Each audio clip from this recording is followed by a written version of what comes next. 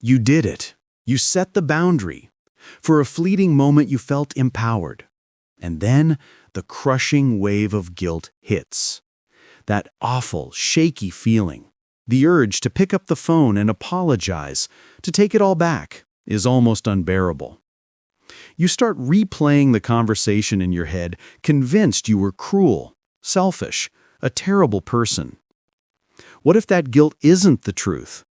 What if it's a withdrawal symptom from a lifelong addiction to approval? The intensity of your guilt after setting a boundary is directly proportional to how necessary that boundary was. Let me say that again. The intensity of your guilt is the measure of your breakthrough. It is not a sign you are wrong. It is a sign you are growing. Today, we are not going to take back our no. We are going to learn how to survive the emotional storm that follows it. First, we will dissect the anatomy of this guilt hangover to understand why it feels so awful on a physical and psychological level. Then, we will identify the 3 inner voices that fuel the storm, so you can stop being consumed by them and start observing them. And finally, I will give you your in-the-moment survival kit, a simple 3-step plan to help you ride the wave. It's time to learn how to sit in the fire of this discomfort, because on the other side of it is your freedom. To begin this journey of resilience, let us make a commitment to our own growth. Share your intention in the comments below. Write, "I can survive the discomfort." That feeling is not your conscience. It is a withdrawal, a deep physiological and psychological withdrawal from a lifelong addiction to the approval of others. And like any withdrawal, it feels awful. It feels shaky. It feels dangerous. It feels wrong. Your entire system is screaming at you. Go back, get the fix, apologize, make it right. To understand how to survive this storm, we must first understand its anatomy. We must dissect the guilt hangover so you can see it not as a monolithic monster, but as a combination of predictable and manageable parts. The first component of the guilt hangover is neurological. It is happening in your brain. For your entire life, the act of people-pleasing, of saying yes, has carved a deep, wide, familiar path in your brain, a neural pathway. Think of it like a superhighway. The signals of agreeableness travel down it effortlessly. When you set a boundary, when you say no, you are forcing your brain to do something new. You are asking it to get off the superhighway and to start hacking a new path through a dense, unfamiliar forest with a tiny machete. Of course it's hard. Of course your system resists. The intense discomfort you feel, the guilt and anxiety, is the sound of your brain's alarm system blaring at full volume. It is shouting, "Warning, warning, unfamiliar territory. You have left the safe road." It is not a moral failing. It is a biological reality. You are literally rewiring your brain. And that process is uncomfortable. Let's imagine Chloe. She just told her colleague she could not cover her shift. She used the script. She was calm. She was clear. Now she is sitting in her car and her heart is pounding. Her hands are trembling. She feels a hot flush of shame. That is her nervous system reacting to the deviation from the old safe path. It is a purely physical response to a new behavior. It is not proof that she did something wrong. It is proof that she did something new. The second and perhaps deepest component of the guilt hangover is the inner child's panic attack. As we discovered in our last conversation, The original contract of people-pleasing was written by a small child to ensure their survival. That child learned a powerful lesson. My agreeableness keeps me safe. My needs could lead to abandonment. When you, the adult, set a boundary, you are breaking the primary rule of that child's safety contract, and the child, inside, panics. It does not have your adult perspective. It cannot see that you are a grown woman who can take care of herself. It is a part of you, frozen in time, that still believes your very survival is at stake. The intense guilt you feel is the emotional echo of that child's terror. It is the child screaming, "What have you done? You made them unhappy. They are going to leave us. We are going to be all alone. We are not safe." The guilt is a mask for a much deeper, more primal fear, the fear of abandonment. And there is a third, more subtle component to this hangover. It is a form of grief. For your entire life, you had an identity. Maybe it was the nice one, or the helpful one, or the dependable one. Even if that role was exhausting and inauthentic, it was familiar. You knew how to play it. You knew what was expected of you. When you set a boundary, you are letting that old identity die. You are stepping into the unknown. You are no longer the always reliable Chloe. So, who are you? The guilt and anxiety you feel is also a mourning process for that old familiar self. It is the discomfort of the void, the space between who you were and who you are becoming. So you see, this feeling is not a simple thing.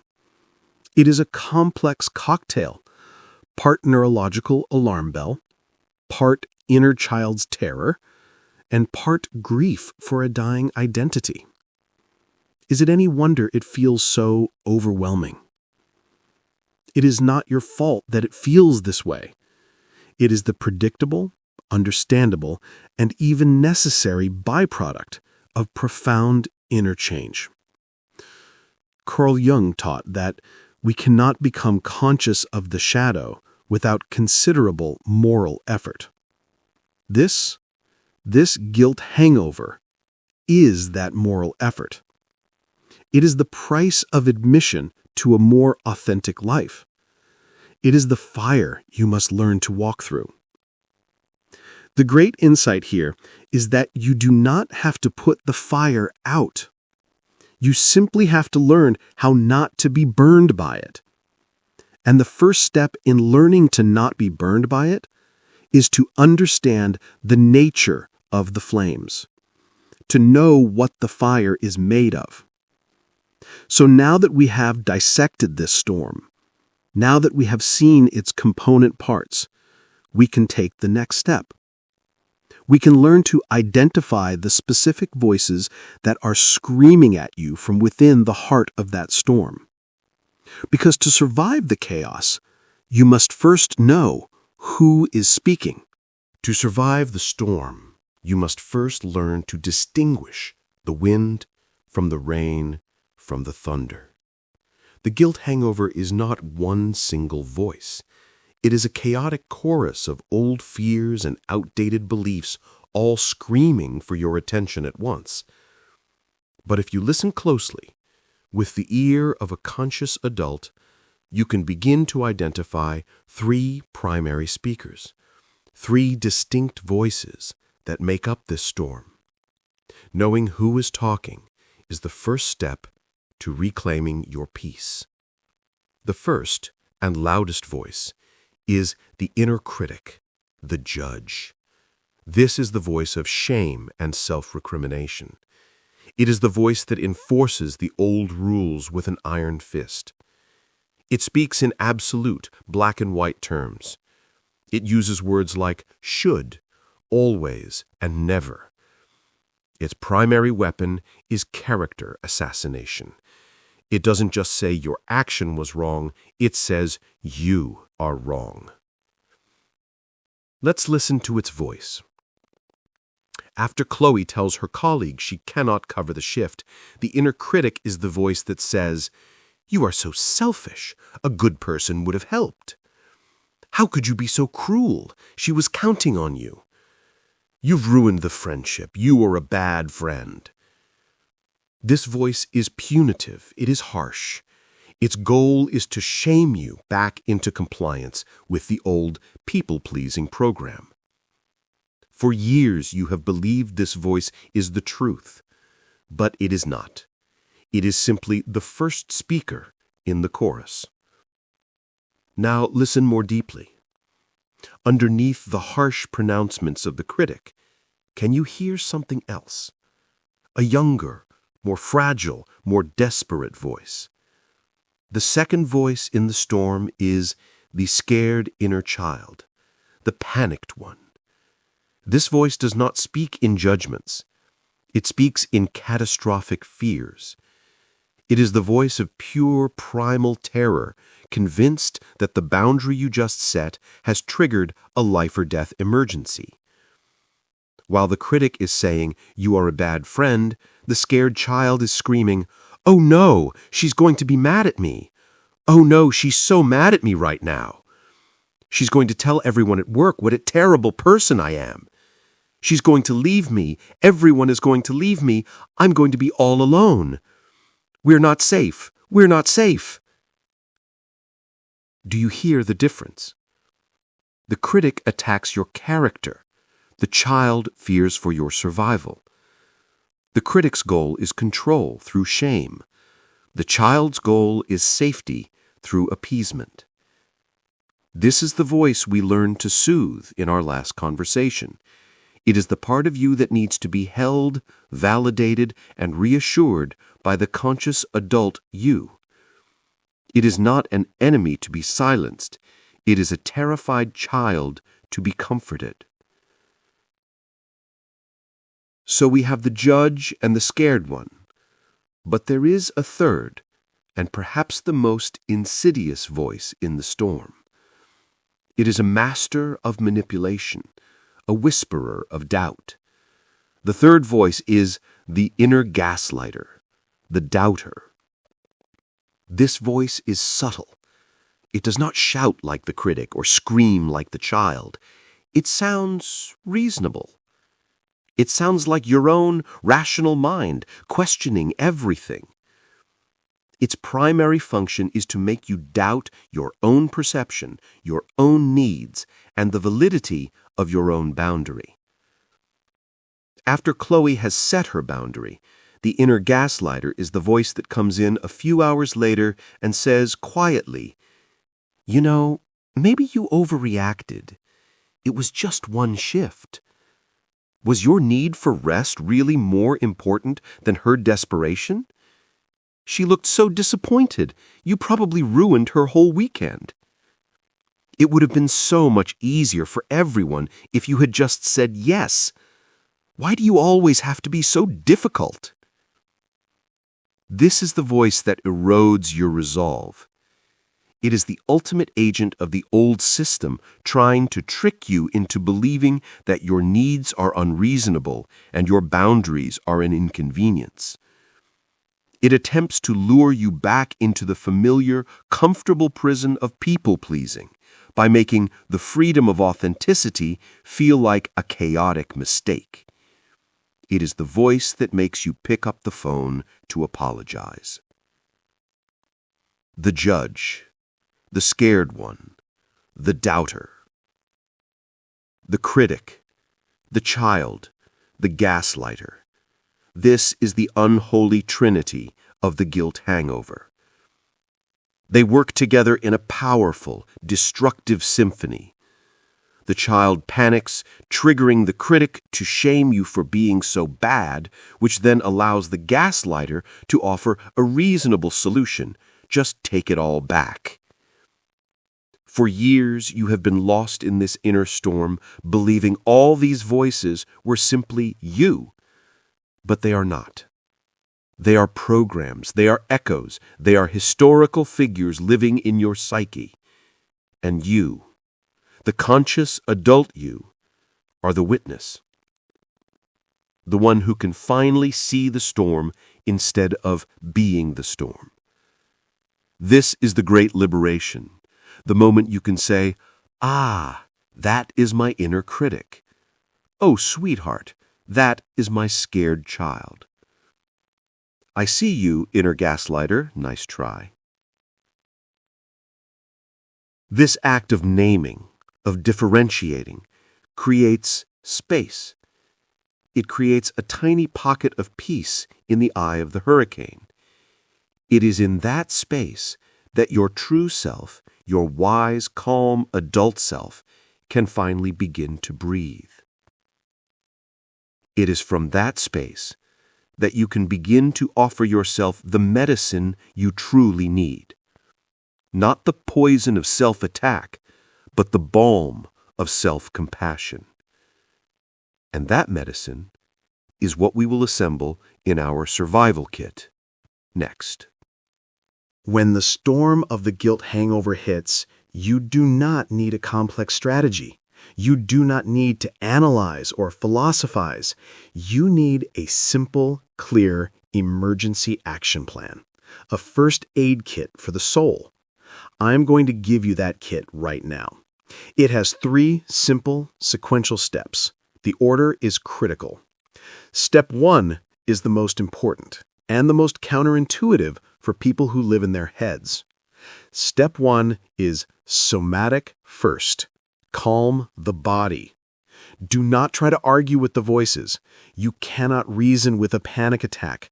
The critic, the child, and the gaslighter are all fueled by a dysregulated nervous system. Your first and only job is to soothe that nervous system, to speak to the body before you speak to the mind. So the moment you feel that wave of guilt, you pause. You find a quiet space, even if it's just for 60 seconds, and you practice the tools we have learned. Place your hand on your heart. Feel the warmth. Feel the pressure. This sends a direct signal of safety to your brainstem. Then, take a deep physiological sigh, that double inhale through the nose and the long, slow, audible exhale through the mouth. Let the sound out. This is not just breathing. It is a biological reset button for your vagus nerve. As you breathe, you can whisper to your body, "We are safe. This is just a feeling. It is a wave, and it will pass." You do this for 1 or 2 minutes until you feel your heart rate begin to slow just a little. You are not trying to eliminate the feeling. You are simply turning down the volume on the alarm bells so you can think clearly again. Only after you have brought some calm to your body do you move to step 2. Step 2 is cognitive reframe. Speak a new truth. Now that the storm in your body has quieted slightly, you have the capacity to introduce a new thought, a conscious truth to counteract the old fearful voices. You need a mantra, a short, powerful, and compassionate statement that you can repeat to yourself. I will offer you 3. Choose the one that resonates most with you in the moment. The first is a reframe of the feeling itself. This discomfort is the feeling of my freedom. This mantra transforms the pain from a punishment into a byproduct of your liberation. It gives the discomfort a noble purpose. The second is a declaration of permission. I am allowed to choose myself. This is a direct antidote to the critic's voice of selfishness. It affirms your fundamental right to honor your own needs. The third is a reframe of the guilt. My guilt is proof that I am changing. This mantra turns the very thing that feels like failure into the ultimate evidence of your progress. It reframes the guilt as a milestone. Let's imagine Chloe sitting in her car. Her heart still beating a little fast. She has taken her deep sighs. She feels a little more grounded. Now she chooses a mantra. She whispers to herself, "This discomfort is the feeling of my freedom." She says it again. "This discomfort is the feeling of my freedom." She is not arguing with the inner critic. She is simply offering a more powerful, more resonant truth. She is planting a new flag in the territory of her mind. Now for the final and most crucial step in the immediate aftermath.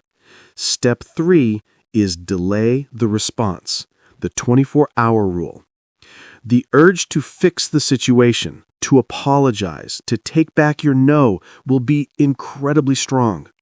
This urge is the panic of the inner child, desperate to restore the old, familiar sense of safety. You must, as the loving adult, create a buffer between that feeling and your actions. So you make a simple, non-negotiable promise to yourself, the 24-hour rule. You say to yourself, "I will not send any texts, I will not make any phone calls, I will not write any emails to apologize or change my answer for 24 hours. That's it. You are not deciding to never apologize. You are simply giving the emotional storm time to pass. You are giving your nervous system time to regulate. You are giving your wise adult mind time to come back online. This rule is a sacred container. It will save you from undoing your brave work in a moment of panic. 99% of the time, after 24 hours have passed, the emotional intensity will have faded dramatically. The guilt will have subsided, and you will look back on your boundary not with shame, but with a quiet sense of pride. You will see it for what it was, an act of self-respect. And you will be so glad that you did not take it back. Somatic first. Cognitive reframe. Delay the response. This is your kit. This is your plan. This is how you survive the storm. This is how you hold the line. This is how you teach yourself through direct, repeated experience that you can set a boundary, and you will be okay. The first time is the hardest. Each time you practice this, you are building a new muscle of resilience. Each time the guilt hangover will be a little less intense. It will last a little less long, until eventually it is no longer a hurricane. It is just a brief, passing shower. And you are the calm, steady mountain that can feel the rain without ever being washed away. Today, we did not learn how to avoid the storm. We learned how to become the anchor within it. We have taken the overwhelming, chaotic experience of the guilt hangover, and we have given it a name, an anatomy, and a predictable structure. We learned that it is not a sign of your moral failure, but a biological and psychological symptom of deep, courageous change.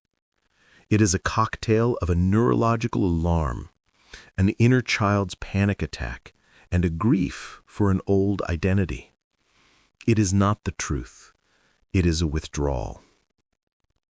We have learned to identify the 3 primary voices that scream at us from within the storm. The inner critic, the harsh judge, the scared inner child, the terrified survivor, and the inner gaslighter, the master of doubt. By learning to name them, you have already begun to reclaim your power from them. You are moving from being the storm to being the calm, conscious witness of the storm. And most importantly, you now have a first aid kit, a simple 3-step emergency action plan to use in the heat of the moment. 1. Somatic first. Calm your body before you try to reason with your mind. 2. Cognitive reframe. Introduce a new, more compassionate truth. And 3. Delay the response.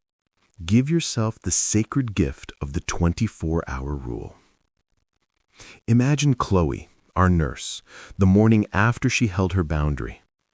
She survived the night without sending the panicked text. She wakes up and the emotional storm has passed. The guilt is no longer a hurricane. It is just a quiet mist. And in its place, a new feeling is beginning to dawn. A feeling of quiet, solid pride. A feeling of self-respect. She feels resilient. She has learned through direct experience that she can withstand the discomfort of her own growth. She has proven to herself that she will not abandon herself. This is a feeling more nourishing, more deeply satisfying than the fleeting approval of others could ever be.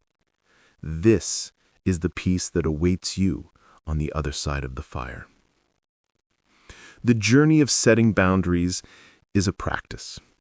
You will have opportunities to use this survival kit again. Be patient with yourself.